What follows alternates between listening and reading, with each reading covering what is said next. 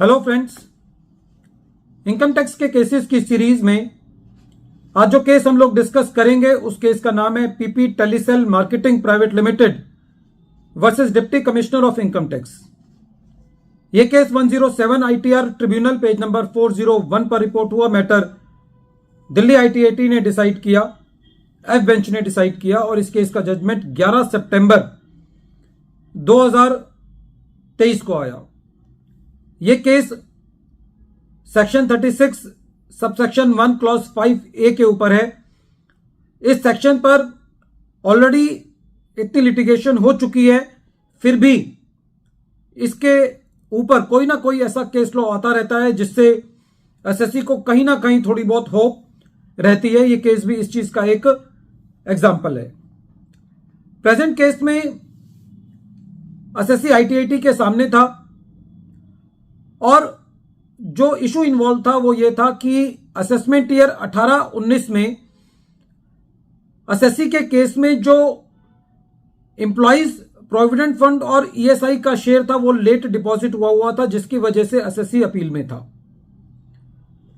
Present case में जो SSC का ग्राउंड था वो ये ग्राउंड था कि जो ईएसआई और पीएफ के अंदर जो ड्यू डेट है उसको जमा करने की, वो ड्यू डेट देखी जानी चाहिए उस डेट से जिस डेट पर एसएससी ने सैलरी को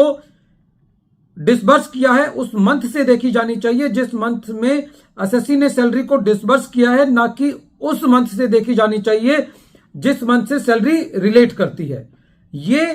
एसएससी का मेन ग्राउंड था। During the appeal before the tribunal SSC ने एक और एडिशनल ग्राउंड रेज किया, PR packaging services versus assistant CIT 2023 के जजमेंट को रिलाय करते हुए कि जो सेक्शन 36 सबसेक्शन 1 क्लॉज 5A का एडजस्टमेंट है, जो डिसअलाउंस है, वो इसलिए नहीं किया जाना चाहिए क्योंकि प्रेजेंट केस में वो डिसअलाउंस टैक्स ऑडिटर की स्टेटमेंट के बेसिस पर किया गया है, क्योंकि उस केस में ट्रिब्यूनल ने यह कहा था कि जो डिसअलाउंस है वो टैक्स ऑडिटर की स्टेटमेंट के आधार पर नहीं किया जा सकता। लेकिन उस केस की जो महत्ता थी वो सुप्रीम कोर्ट के जो जजमेंट है चेकमेट वाला, उस जजमेंट से पहले का महत्ता थी। लेकिन जब सुप्रीम कोर्ट का जजमेंट आ गया ईएसआई और पीएफ को लेकर के, तो उस केस की रेलिवेंस अब नहीं है। तो जहां तक कि एडिशनल ग्राउंड की बात थी, उस केस पर आईटीएटी ने यह कहा कि जो एसएससी का एडिशनल ग्राउंड है कि एसएससी का एडजस्टमेंट टैक्स ऑडिटर की स्टेटमेंट के बेसिस पर नहीं किया जाना चाहिए, उसको आईटीएटी ने एडमिट नहीं किया। लेकिन जो एसएससी का मेन ग्राउंड था जिस पर एसएससी ये कह रहा था कि जो ईएसआई और पीएफ की जो ड्यू डेट है वो उस मंथ से देखी जानी चाहिए जिस मंथ में एसएससी ने सैलरी को डिसबर्स किया है, ना कि उस मंथ से जिस मंथ से सैलरी रिलेट करती है। तो इस मुद्दे पर आईटीएटी ने केस को असेसिंग ऑफिसर के पास रिमांड बैक किया और यह कहा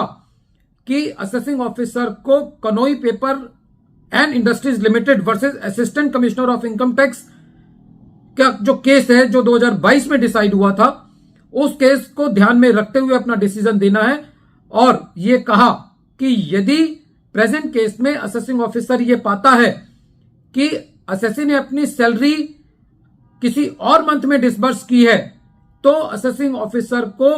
जिस मंथ में सैलरी डिसबर्स की गई है उस मंथ के हिसाब से ईएसआई और पीएफ की ड्यू डेट देखनी है। कहने का मतलब यह हुआ, जो निष्कर्ष निकला वो ये निकला कि यदि ईएसआई और पीएफ की ड्यू डेट ऑफ डिपॉजिट देखनी है तो वो उस मंथ से नहीं देखनी जिस मंथ से सैलरी रिलेट करती है, बल्कि उस मंथ से देखनी है जिस मंथ में एसएससी ने सैलरी डिसबर्स की होती है। तो इस केस से उन एसएससीज के लिए एक थोड़ी सी रे ऑफ होप मिलती है, जहां पर जो सैलरी डिसबर्स की गई है वो नेक्स्ट मंथ में की गई है, तो जो ईएसआई और पीएफ की डेट है वो भी डिसबर्स वाले मंथ से देखनी है। फ्रेंड्स, ये केस बहुत इंपॉर्टेंट है उन एसएससीज के लिए जहां पर ईएसआई और पीएफ की एडिशंस की गई हैं, क्योंकि ये एडिशन रियल में बहुत हार्श है, क्योंकि इस एडिशन के अंदर यदि एक बार एडिशन हो जाता है तो ये 43 भी सेक्शन से कवर नहीं होती। वीडियो के अंत में एक बार फिर मैं केस का नाम रिपीट कर रहा हूं। केस का नाम है PP टेलीसेल marketing private limited versus deputy commissioner of income tax, और ये केस 11 सितंबर 2023 को डिसाइड हुआ और इस केस का judgement 107 ITR tribunal page number 401 पर रिपोर्ट हुआ। मैटर दिल्ली ITAT की F बेंच ने डिसाइड किया। Thank you friends.